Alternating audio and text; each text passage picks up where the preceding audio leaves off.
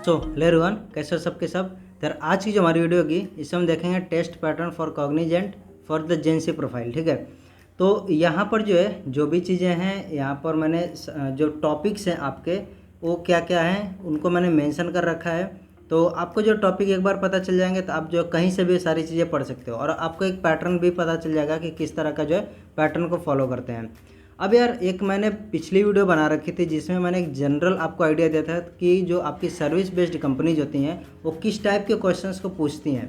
तो अगर आपने वीडियो नहीं देखी तो मैं बोलूँगा ज़रूर से ज़रूर उस वीडियो को देखें। थोड़ी सी वीडियो लंबी है बट आपको जो है काफ़ी सारी चीज़ें क्लियर होंगी उसमें। ठीक है, और उसके बाद से जब आप ये वाली वीडियो देखोगे तो आपको यहाँ पर जो है जो भी चीज़ें हैं वो अच्छे से क्लियर होंगी, क्योंकि मैं ये चीज़ें नहीं बताऊँगा कि यार सिलोजिज्म के क्वेश्चंस कैसे आते हैं, वहाँ पर मैंने चीज़ें समझा रखी है आपको। ठीक है, तो वो वीडियो अगर देखनी है आपको तो लिंक मैं आपको डिस्क्रिप्शन में दे दूंगा, आप वहाँ से जाकर के उसको चेकआउट कर सकते हैं। अब बढ़ते हैं यार आगे, यहाँ पर जो टेस्ट पैटर्न की बात करते हैं तो जो टेस्ट पैटर्न है उसको मैं जो 2020 और 2021 में जो टेस्ट हुए थे उनको रेफरेंस मान करके यहाँ पर बताने वाला हूँ। अब जो 2020 में आपका जो अक्टूबर और सितंबर के टाइम पे जो टेस्ट हुआ था उसका टेस्ट पैटर्न बिल्कुल अलग था जो कि आपका मार्च या फेब के टाइम पर एक टेस्ट हुआ था। ठीक है, तो क्या क्या थे टेस्ट पैटर्न उनको मैं यहाँ पर बताने वाला हूँ। तो जो आपका अक्टूबर के टाइम पर टेस्ट पैटर्न था उसमें था आपका quantitative aptitude, logical reasoning, code debugging और राइटिंग एबिलिटी, ये 4 चीज़ें थी। यानी कि मैं ये चीज़ बोल सकता हूँ कि आपका एक पैटर्न ये फॉलो हुआ था और सेकंड पैटर्न आपका था जो कि आई थिंक मार्च के टाइम पर था। उस वाले पैटर्न में आपका था quantitative aptitude, logical reasoning, code debugging नहीं था, राइटिंग एबिलिटी नहीं था, वर्बल एबिलिटी था। तो ये आपका जो सेकेंड टाइप हो गया। अब जो है यहाँ पर मैं बताने वाला हूँ कि क्या क्या जो कितने क्वेश्चन थे। तो 24 question quantitative aptitude 35 minute, 25 question reasoning के 35 मिनट और 7 क्वेश्चन कोड डिबगिंग के 20 मिनट और जो है राइटिंग एबिलिटी एक क्वेश्चन 30 मिनट। इसके बारे में मेरे पास ज़्यादा डेटा नहीं था तो इसलिए मैंने क्वेश्चन और उसके जो कितने मिनट्स होते हैं ये चीज़ नहीं मेंशन किया मैंने। अब एक चीज़ आपको जो यहाँ पर डाउट हो सकता है कि कोड डिबगिंग में किस टाइप के क्वेश्चन पूछे जाते हैं, तो आगे मैं समझाऊंगा। राइटिंग एबिलिटी में आपका जो होता है एस्से लिखना होता है। एक टॉपिक आपको दिया जाएगा और आई थिंक मैक्सिमम था 200 वर्ड्स में आपको लिखना था।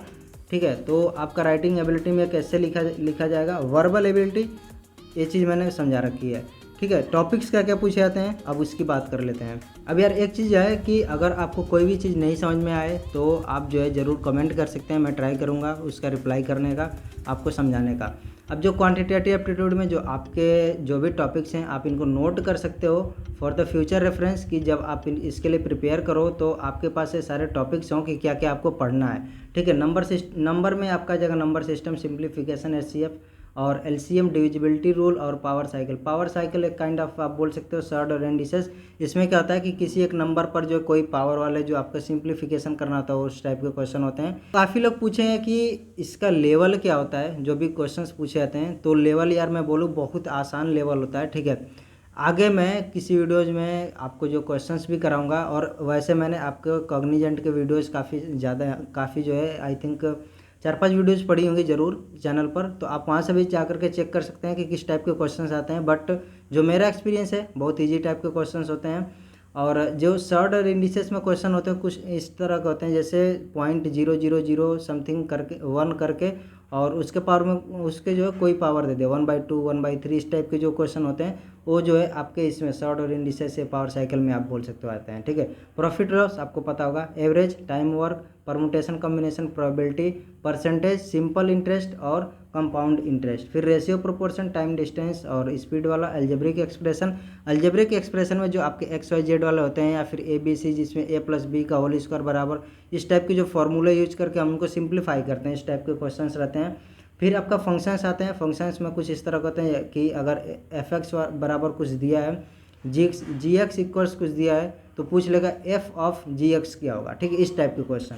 और लॉगरिदम, इसके जो क्वेश्चंस होते हैं बहुत ज़्यादा पूछे जाते हैं, तो आप अगर जो है इसको अच्छे से किए हो तो आपके मोस्टली काफ़ी ज़्यादा क्वेश्चन मतलब इस पे हो जाएंगे। ठीक है, इक्वेशन, आपने इक्वेशन के बारे में ज़रूर पढ़ा होगा तो इस पे भी क्वेश्चन होते हैं।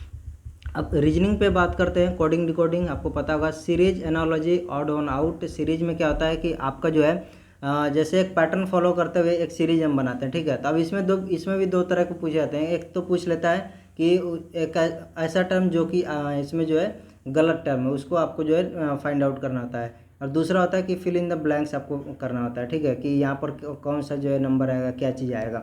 एनालॉजी में ये होता है कि अगर x जो है y से किसी तरह से रिलेटेड है तो z जो है किस तरह से रिलेटेड होगा दूसरे चीज़ से, ठीक है। इस तरह का एनालॉजी वाला होता है। ऑड वन आउट, तीन चीज़ें सेम तरह की होंगी, चौथा वाला डिफरेंट होगा, उसको हम अलग कर देते हैं।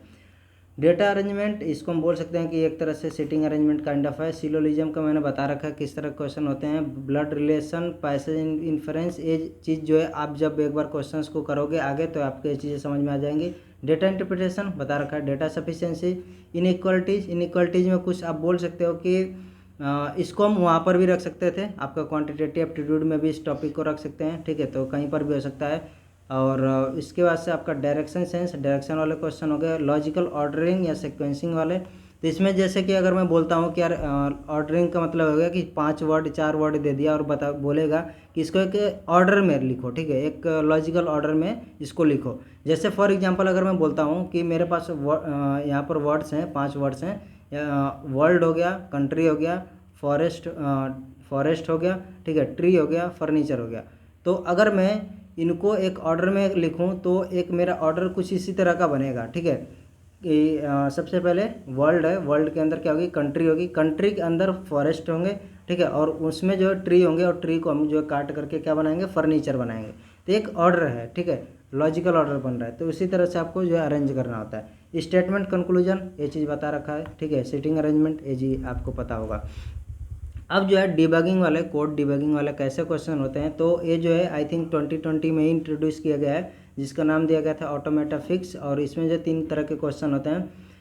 कोड कंप्लीशन, ठीक है, कोड या तो आपको कंप्लीट करने के लिए दे देगा कि इसमें क्या चीज़ें आएंगी, ठीक है, तो आपको कंप्लीट करके रन करना होगा। एक हो, दूसरा हो जाएगा कि यार आपको जो है कुछ सिंटैक्स एरर होगा तो उसको आपको फाइंड आउट करना होगा। और दूसरा है लॉजिकल एरर, ठीक है, तो दो चीज़ें होंगी, एरर वाली। और तीसरा हो गया कि आपको कोड को कंप्लीट करना होगा। अब ये नहीं है कि बहुत ज़्यादा आपको कोड लिखना होगा, कोड जो है आपको 1 से 2 लाइन यही लिखना होता है। हो सकता है कि थोड़ा सा जो कहीं फॉर लूप छोड़ दिया, कहीं पर जो है कोई ब्रैकेट छोड़ दिया हो, कहीं पर जो है कोई सेमीकोलन छोड़ दिया, तो वो चीज़ें जो है आपके यहाँ पर इसमें करनी होती है। अब जो लैंग्वेज थी C++, जावा, 3 लैंग्वेज आपको यहाँ पर प्रोवाइड की गई थी। तो यहाँ पर वर्बल एबिलिटी में किस तरह के क्वेश्चन होते हैं इसकी बात कर लेते हैं। तो सबसे पहले मीनिंगफुल सेंटेंस कंप्लीशन, और इसमें क्या मतलब है इसका मतलब है कि आपको एक सेंटेंस दिया जाएगा और उसमें जो है एक वर्ड आपका मिसिंग होगा जिसको आपको फाइंड करके यहाँ पर फिल करना होगा। 4 ऑप्शन दिए हैं, उस ऑप्शन में से कौन सा बेस्ट होगा जो कि उस पूरे सेंटेंस को कंप्लीट करेगा, मीनिंगफुल सेंटेंस बनाएगा, तो वो वर्ड आपको जो है चूज करके उस वहाँ पर फिल करना होगा।